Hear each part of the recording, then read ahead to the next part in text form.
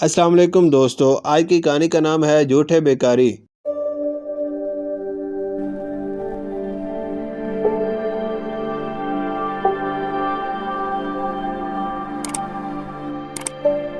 گدھا گری ایک قابل مذمت پیشہ ہے جس کی ممانعت کی گئی ہے۔ اب اس پیشے میں نئی جدتیں پیدا کی گئی ہیں۔ میں آپ کو اپنی زندگی کے 2 سچے واقعات سے آگاہ کرتی ہوں، شاید آپ کسی کے آگے بے وقوف بننے سے بچ جائیں۔ کچھ ماہ پہلے میں بازار سے گھر واپس آ رہی تھی۔ میں ایک رکشہ روک کر بیٹھ گئی۔ 2-3 منٹ کے بعد رکشہ والا موبائل پر کسی سے باتیں کرنے لگا۔ اس کی باتیں مجھے واضح سنائی دے رہی تھیں۔ وہ کہہ رہا تھا کہ یار میں بہت سخت پریشان ہوں، بیٹی کے جگر کا آپریشن ہے، ملتان میں پیسہ کم پڑ رہا ہے، سب سے مانگا ہے لیکن کوئی نہیں دے رہا۔ بیٹے نے اپنی موٹر سائیکل بیچ دی ہے لیکن پھر بھی پیسے پورے نہیں ہو رہے۔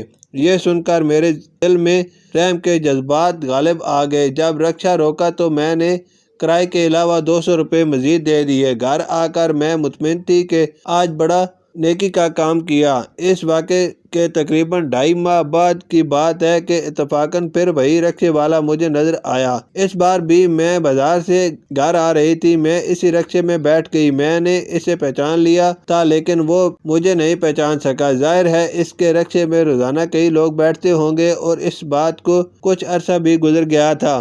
بہرحال 2-3 منٹ کے بعد رکشے والے نے اپنا موبائل نکالا اور کسی سے بات کرنے لگا۔ میرے دماغ میں جھمکا ہوا۔ وہ اسی انداز سے بالکل وہی باتیں کر رہا تھا، یار میں بہت پریشان ہوں، بیٹی کا آپریشن ہے، رقم کا انتظام نہ ہوا تو میری بیٹی مر جائے گی وغیرہ وغیرہ۔ میں فوراً سمجھ گئی کہ یہ آدمی دھوکے باز ہے۔ دل تو چاہا کہ یہیں اس کی بے عزتی کر دوں لیکن تماشا بننے کے خیال سے چپ ہو گئی۔ میں نے فوراً اسے رکشہ روکنے کا کہا اور اسے مناسب کرایہ دے کر دوسرے رکشے میں گھر چلی گئی۔ ایک اور واقعہ سنیے۔ بقرہ عید کے موقع پر جب ہمارا بکرا ذبح ہو گیا تو امی نے سارا گوشت ایک بڑے تھال میں رکھوا دیا۔ جو مانگنے والے آتے امی ان کو تھال سے گوشت اٹھا کر دے دیتی۔ میں بھی امی کی مدد کر رہی تھی۔ بقرہ عید ایسا موقع ہوتا ہے کہ کسی سوالی کو ٹھکرانا برا لگتا ہے۔ کوشش یہی ہوتی ہے کہ زیادہ سے زیادہ غربا اور مستحق لوگوں تک گوشت پہنچے۔ دروازے پر دستک ہوئی۔ ایک عورت سفید سادہ